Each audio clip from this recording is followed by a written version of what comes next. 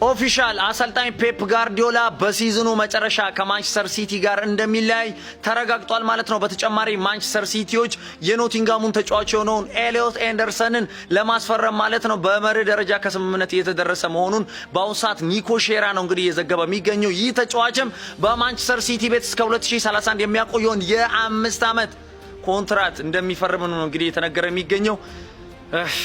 አላቅም ለማንኛውም ማለት ነው ኤሊዮት ኤንደርሰንን እንደማናገኝ እርግጠኛ ነኝ። ግን ይሄንን ተጫዋች አደም ዋርተንን በአንፊልድ ደጋፊ የሚወደደውን ይሄንን ተጫዋች ተፈጥሯዊ 6 ቁጥር ካጣን ግን እግዚአብሔርን እንዴት እንደሚቆጨኝ አላቅም። ለማንኛውም ክለባችን ሊቨርፑል ይሄንን ተጫዋች ዝውውር እንግዲህ ያሳካል ብዬ ጠብቃለሁ። የወልነቨሮ ካሉ ለማንኛውም ሲቲዝኖች ኤሊዮት ኤንደርሰን ወደ ሲቲ እንደሚዘዋወር እርግጠኛ ነኝ። በሉ የሲቲ ደጋፊዎች ድንኳንም ጥላችሁ ቢሆን ማልቀሳችሁን ጀምሮ። ፔፕ ጋርዲዮላ 1 ዓመቱን ያራዝማል፣ 1 ዓመቱን ይጨርሳል የተባለው ነገር ውሸት ነው። እንደሚለቅ አሁን ላይ ተረጋግጧልና እንደለመዳችሁት እንግዲህ ክለብ እየቀያየራችሁ መደገፋችሁን ቀጥሉ። ከአርሰናል አብዛኛው ወደ ሲቲ የመጣ ደጋፊ ነው ይሄ ደጋፊ። አሁን ደግሞ ተመልሳችሁ ወደ አርሰናል መሄዳችሁ ማይቀር ነገር ነው። እንዲቹ ቅልብለው እያላችሁ ትቀጥላላችሁ። ኤንዞ ማሬስካ ሲቲን ከፍ ያደርጓል የሚል ሀሳብ የለኝም። የኛ ዕጣ ፈንታ እንደሚደርሳችሁ በጣም እርግጠኛ ነኝ። ትሰቃዩታላችሁ። የማንቸስተር ሲቲ ደጋፊዎች ሲፈሩት የነበረው ቀን ከፊት ለፊታቸው ደርሷል። ሲቲዝኖቹን በ2016 የተቀላቀለውና በ10 ዓመት ቆይታው 6 የፕሪሚየር ሊግ እና 1 የሻምፒየንስ ሊግ ዋንጫን ጨምሮ በድምሩ 20 ዋንጫዎችን ማሸነፍ የቻለው በስሩ የተጫወቱ ተጫዋቾችን የማንቸስተር ሲቲ ሌጀንድ ብቻ ሳይሆን ግሎባል ስታር ማድረግ የቻለውና በማንቸስተር ሲቲ ቤት ባላንዱር ማሸነፍ የቻለ ተጫዋችን ማብቃት የቻለው ማስተሩ ጆሴፍ ፔፕ ጋርዲዮላ እሁድ ለመጨረሻ ጊዜ ማንቸስተር ሲቲን የሚሰናበት ይሆናል። የውብ እግር ኳስ አቀንቃኙ ፔፕ ፕሪሚየር ሊጉን ከተቀላቀለ በኋላ የማንቸስተር ሲቲን አጨዋወት ብቻ ሳይሆን የሙሉ ፕሪሚየር ሊጉን አጨዋወት መቀየር የቻለና በሱ ስር የሰሩ አሲስታንት ኮቾችንና ተጫዋቾችን ጥሩ አሰልጣኝ እንዲሆኑ ማድረግ የቻለ በፕሪሚየር ሊጉ ካሉ አሰልጣኞች መካከል ሚኬል አርቴታንና ኤንዞ ማሬስካን ያለውን እውቀት ሳይሰስት በመስጠት ጥሩ አሰልጣኞች እንዲሆን ማድረግ የቻለው የእግር ኳስ ቤተ መጻሕፍት ሲቲዝኖቹን ለመሰናበት አንድ ጨዋታ ብቻ ይቀረዋል ማለት ነው። ማንቸስተር ሲቲ በፔፕ ጋርዲዮላ ስር ዋንጫ ማንሳት በጣም ቀለል ያለ ስራው ነው። ዘንድሮ እንኳን በተዳከመበት ሲዝን 2 የተለያዩ ዋንጫዎችን እንዳነሳ ይታወቃል። ነገሩ ለሲቲዝኖቹ ከባድ የሚያደርገው ከክለባቸው የሚለቀው አሰልጣኝ ጆሴፍ ፔፕ ጋርዲዮላ መሆኑ ነው። ምክንያቱም እሱ ሊተካ የማይችል አሰልጣኝ ነውና። ምናልባት ዋንጫ ምግብ ቢሆን ኖሮ ማንቸስተር ሲቲ በፔፕ ጋርዲዮላ ስር ብዙ ከመብላቱ የተነሳ ለተለያዩ የጤና ችግሮች ሊጋለጥ ይችል ነበር። ፔፕ ጋርዲዮላ በማንቸስተር ሲቲ ቤት 70% ዊን ሬት ያለው አስገራሚ አሰልጣኝ ነው። እመነኝ። ፕሪሚየር ሊጉ ላይ 97 ነጥብ ሰብስበ ፕሪሚየር ሊጉን ማንሳት ካልቻልክና ሁለተኛ ከሆነ የወጣው አንተ የተወዳደርከው ከፔፕ ጋርዲዮላው ማንቸስተር ሲቲ ጋር ነው ማለት ነው። ምክንያቱም እሱ ፕሪሚየር ሊጉን ሌላ ሌቭል ላይ አድርጎት በ100 ነጥብ ፕሪሚየር ሊጉን በማሸነፍ ሪከርዱን በእጁ ያዘ አሰልጣኝ ስለሆነ ስፔናዊው ታክቲሻን የማንቸስተር ሲቲ ግሎባል አምባሳደር በመሆን ስራውን ማንቸስተር ሲቲ ቤት የሚቀጥል ሲሆን ለክለቡ ካበረከተው ድንቅ ነገር አንጻር ደግሞ ኢታድ ስቴዲየም ኖርዝ ስታንድ ላይ ዘ ፔፕ ጋርዲዮላ ስታንድ የሚል ስያሜ ያለው በስሙ ቦታ የሚዘጋጅለት ሲሆን በተጨማሪ ማንቸስተር ሲቲ ሐውልት የሚያቆምለት ይሆናል ለአሰልጣኙ። ፔፕ ጋርዲዮላ ልብ በሚነካ የስንብት ቪዲዮ ላይ እንደተናገረው ከሆነ ምንም ነገር ዘላለማዊ አይደለም። ዘላለማዊ ቢሆንማ ኖሮ እኔ እዚሁ ቆይ ነበረ። ዘላለማዊ የሚሆነው ትዝታው፣ ስሜቱ፣ ደጋፊዎቹና ለማንቸስተር ሲቲ ያለኝ ፍቅር ነው በማለት ተናግሯል። ለማንቸስተር ሲቲ ደጋፊዎች አንድ ተስፋ የሚሰጥ ነገር እኔ ልንገራችሁ። ማንቸስተር ሲቲ አስገራሚ ባለሀብትና ጥሩ ስፖርቲንግ ዳይሬክተር ያለው ቡድን ነው። ፔፕ ጋርዲዮላ በሚለቅበት በዚህ ሰዓት በጣም አስገራሚ ታለንት ያላቸው ወጣት ተጫዋቾች በቡድኑ ውስጥ ይገኛሉ። ይሄም ለቀጣዩ አሰልጣኝ ስራውን ያቀልለታል። ለምሳሌ ሰር አሌክስ ፈርጉሰን ከማንቸስተር ዩናይትድ ውስጥ በሚለቁበት ሰዓት ቡድኑ ውስጥ ታላላቅ የሆኑ ተጫዋቾች እድሜያቸው ገፍቶና ተተኪ ስላልነበራቸው በሰር አሌክስ ፈርጉሰን ቦታ ለመጣው ዴቪድ ሞየስ ስራውን በጣም አክብዶበት ነበረ። ነገር ግን ፔፕ ጋርዲዮላ አሁን እየለቀቀ ያለው ቡድን በጣም አስገራሚ ፖቴንሻል ያለው ቡድን ስለሆነ ለቀጣዩ አሰልጣኝ ስራው ይቀልለታል ብዬ አስባለሁ። ማንቸስተር ሲቲን በፔፕ ጋርዲዮላ ስር ሲሰራ የነበረው ኤንዞ ማሬስካ የሚረከበው ይሆናል። ቤቱ ከተመቻችሁ ፎሎ ማድረግ እንዳይረሳ። ይመቻችሁ። ማንቸስተር ሲቲን መደገፍ ከጀመረበት ጀምሮ ማቀው ማናጀር ኮች ፔፕ ጋርዲዮላ በጣም ፔንፉል ነው ጋይስ። እንደ ሲቲ ደጋፊ በጣም ስለ ዋንጫ አይደለም፣ ስለ የተለያዩ ነገሮች፣ ስለ አሰልጣኝ፣ ስለ መመኪያችን ማንም ራሴን አእምሮዬን ገደልኩት፣ አሳመምኩት። ፔፕ ቀጣይ ዓመት ይቆያል ግን አይሆንም። ተወሰነ መመኪ ፔፕ ጋርዲዮላ ነበር ማንቸስተር ሲቲ ውስጥ ምንም ማንቸስተር ሲቲ ምንም ነገር ውስጥ ቢገባ በፔፕ ምክንያት እንደሚወጣ የመጨረሻ ትሮፊው ላይ ፌክ አፕ አድርጎ በዚህ አሰልጣኝ ምንም ይገባው ነበር። The unions, it is so painful, guys. Simply the industrial revolution. This changed the world. And I agree to understand that. Reason we work, we suffer, we fought, and we did things our own way.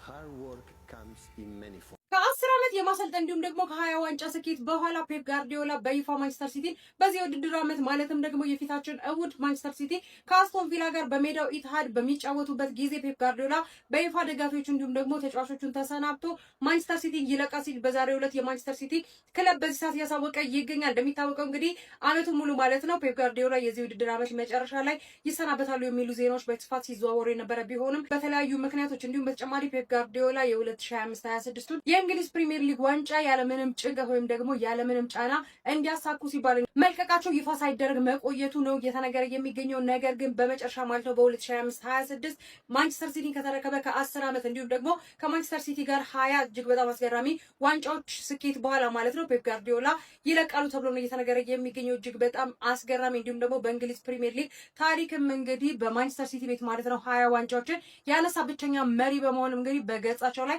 ታሪክ በመጻፍ ነው ፔፕ ጋርዲዮላ ይህንን አሰልጣኝነት የሚሰናበቱት። ስፔናዊው አጥቂ አሰልጣኝ ፔፕ ጋርዲዮላ እንግዲህ የዚህ ውድድር ዓመት መጨረሻ በኋላ በእንግሊዝ ፕሪሚየር ሊግ ማለትም ደግሞ በማንቸስተር ሲቲ ቤት አንመለከታቸውም ማለት ነው። ቀጣይ መድረሻቸው የት ይሆናል የሚለው ነገር አጠያቂ ነው። በዚህ ጉዳይ ላይ ተጨማሪ አዳዲስ መረጃዎችን የማገኝ ከሆነ አጋራችኋለሁ። ስለ ፔፕ ጋርዲዮላ ግን ሀሳብና አስተያየት ካላችሁ ኮሜንት ላይ አጋሩኝ። በሌሎች መረጃዎች እስከመመለስ ድረስ የፕላስ ምልክቷን ተጭናችሁ አብራችሁኝ ቆዩ። መልካም ምሽት ይሁንላችሁ። ጭላንጭሏ ተስፋችን ራሱ ጨልማለች። በቃ ወይኔ ጋይስ እንግዲህ ተረጋግጧል። ክለባችን ራሱ ማንቸስተር ሲቲ ዛሬ አረጋግጦልናል ፔፕ ጋርዲዮላ እንደሚለቅ እንግዲህ አንድ ሰዓት በፊት ኦልሞስት ከባድ ነው በጣም ኢንተርቪው ወጥቷል ብላ ኢንተርቪውን ባትዩ ጥላችኋለሁ። ከባድ ነው በጣም በራርዶ እና እንደሚታወቀው ጆን ስቶንስ ራሱ እንደሚለቁ ይታወቃል እሁድ ላይ እና ሪሽኝት ይደረግላቸው ተብሎ ይታሰባል። ኢቲሃድ ለማንቸስተር ሲቲ ከአስተን ቪላ ጨዋታ ይኖራል። ኦብቪየስሊ በነጥብ ምናምን ዙሪያ በተደረሱ ጉዳይ ኦብቪየስሊ የተጠናቀቀ ነገር ነው። ምንም ዩዝ ባይኖረውም ግን ያው ለነሱ ፌርዌል ሲባል አሸንፈ ብጨርሰው ጥሩ ነው። ካልተቻለም ችግር የለውም እና ያ በጣም ታፍ ነው። ባታዩት መክራቸዋለሁ ቅድም እንዳልኳችሁ እና ያው ፔፕ ጋርዲዮላ ካላቸው ነገሮች ውስጥ ሳወራላችሁ ኢንተርቪው ላይ ዘላለም ሆነ አይችልም አንዳንድ ነገሮች ግን ዘላለም ቢሆን ሲቲ ቤት ብቆይ ደስ ይለኝ ነበር ሲል ተናግሯልና ያ በጣም ኢንተርቪው መሀል ላይ እንግዲህ ዘላለም ቢሆን ሲቲ ቤት ብቆይ ደስ ይለኛል ሲል ተናግሯል። ከዛም አልፎ ደግሞ የማንቸስተር ሲቲ ቤት እንግዲህ እንደማያልቅ የተነገረው አትሊስት እንደ ግሎባል አምባሳደር እንግዲህ ለሲቲ ፉትቦል ግሩፕ እንደሚቆይ የተነገረው ሌሎችም ሲቲ ፉትቦል ግሩፕ ውስጥ ያሉት ቲሞች ይጠቀማሉ ማለት ነው። እንደ አምባሳደር እሱ መቆየቱ እንደ አማካሪ ነገር ያግዛቸዋል ማለት ነው እና ደስ ይላል። ያው ቅርብ መሆኑ ወደኛም ብዙ አለመላወቁ እሱ እና ያ ከዚህ በላይ መስራት አልችልም። አም ሶሪ ያ ከዚህ እስክንገናኝ ድረስ ይመቻችሁ። ሲቲዝንስ እሁድ እንገናኛለን ማለት ነው። የጥበብ ንጉሱ ተሸኘ። የእግር ኳስን ጂኦሜትሪ የቀየረው ፔፕ ጋርዲዮላ ከ10 ዓመታት ከክብር ዘመን በኋላ ማንቸስተር ሲቲን ተሰናበተ። የዓለምን እግር ኳስ አስተሳሰብ እስከ ወዲያኛው የለወጠው የታክቲክ ሊቅ ፔፕ ጋርዲዮላ 10 ረጅም ዓመታት በኋላ በንጉስነት ከገዛበት ማንቸስተር ሲቲ ጋር በይፋ ተለያይቷል። የዚህ ጥበበኛ መነሳት የኢቲሃድን ምድር ብቻ ሳይሆን አጠቃላይ የእንግሊዝ ፕሪሚየር ሊግን ድምቀትና ግርማ ሞገስ የቀነሰ ታሪካዊ ስንብት ሆኗል። ወደ እንግሊዝ ምድር ሲመጣ ብዙዎች ያሸንፈዋል ብለው ንቀውት ነበር። እሱ ግን የፕሪሚየር ሊጉን አስቸጋሪና ወጣ ገባ ባህሪ በራሱ ረቂቅ ፍልስፍና አገራው። የእሱ የማንቸስተር ሲቲ ሲቲ የኳስ ፍሰት ውበት ብቻ አልነበረው። እግር ኳስን ከታክቲክ እስር ቤት አውጥቶ ወደ ረቂቅ ኪነ ጥበብ አሳደገው። የፕሪሚየር ሊጉ ድምቀትና የስኬት ማማ ፔፕ ጋርዲዮላ። በእነዚህ 10 የክብር ዓመታት ውስጥ ማንቸስተር ሲቲ ዓለም እግር ኳስ የማይደፈር ምሽግ አደረገው። የሱ መኖር የፕሪሚየር ሊጉን ፍክክር ወደ ሰማይ ሰቀለው። ሌሎች ታላላቅ ክለቦችና አሰልጣኞች እሱን ለማሸነፍ ሲሉ ብቻ የራሳቸውን ታክቲክና አቅም በግድ እንዲያሳድጉ አስገደደ። ሊጉን ከመቼውም ጊዜ በላይ ሳቢ፣ ማራኪና አጓጊ የዓለም እግር ኳስ ማዕከል እንዲሆን ያደረገው ይህ የጋርዲዮላ ፍጹምነት ነበር። ዛሬ ግን በነበር ቀረ። ሰማያዊው መንደር ዛሬ ታላቅ መሪውን የፍልስፍና አባቱንና ታሪክ ፈጣሪውን አጥቷል። እግር ኳስን በንጹህ ጥበብ ለከሸነውና ለከበረው ፔፕ ጋርዲዮላ መላ እግር ኳስ ዓለም እናመሰግናለን እያለ ይሸኘዋል። የዓለማችን ምርጡ አሰልጣኝ የእግር ኳስ ጥበበኛው ፉትቦል ጂኒየስ የተባለው ፕሪሚየር ሊግ ላይ መጥቶ ፕሪሚየር ሊግን የቀየረው ከዛም ደግሞ ለ10 ዓመታት ዶሚኔት ያደረገው ፔፕ ጋርዲዮላ ከማንቸስተር ሲቲ ቤቱ ሊለቅ ነው። ለ10 ዓመታት ከነገሰበት ፕሪሚየር ሊግ እና ከማንቸስተር ሲቲ ጋር በዚህ ሲዝን መጨረሻ ይለያያል። ምን አይነት ስራ ነው የሰራው ፔፕ ጋርዲዮላ በሲቲ ቤት? ዘንድሮም ለዋንጫ እየተጫወተ ይገኛል። እስካሁን 2 ዋንጫዎችን ወደ ካዝና አስገብቷል። ለመጨረሻው ዋንጫ ደግሞ እየተፎካከረ ይገኛል በሲቲ ቤት። ኢማጂን 6 ፕሪሚየር ሊግ፣ 1 ቻምፒየንስ ሊግ፣ 4 ምናምን ኤፍኤ ካፕ፣ ካራቦ ካፕ ተቆጥሮ አይጨረስም። ክለብ የአሸናፊዎች አሸናፊ የፊፋ ክለብ ወርልድ ካፕን አሸንፏል። ምን አይነት አሰልጣኝ ነው! ፕሪሚየር ሊግ ፔፕ ጋርዲዮላን በማጣቱ በጣም ይጎዳል ብዬ አስባለሁ። ለፕሪሚየር ሊጉ ድምቀት ነው። ፕሪሚየር ሊግን ሞደርናይዝ ያደረገው ፔፕ ጋርዲዮላ ነው። ምርጥ እግር ኳስን ወደ እንግሊዝ ያመጣው ፔፕ ጋርዲዮላ ነው ከአርሴን ዌንገር ቀጥሎ። ምን አይነት አሰልጣኝ ነው! ሲቲን ይሰናበታል። እኔ በጣም የፔፕ ጋርዲዮላ አድናቂ ነኝ። ለዛም ነው ሲቲ የሚመቸኝ በፔፕ ጋርዲዮላ ምክንያት እና ፔፕ ጋርዲዮላ ከሲቲ ይለቃል። ቴንክ ዩ ፔፕ ጋርዲዮላ። ኢት ዋዝ ቤስት ይርስ ኦፍ ማይ ላይፍ እግር ኳስን ያየሁበት በሲቲ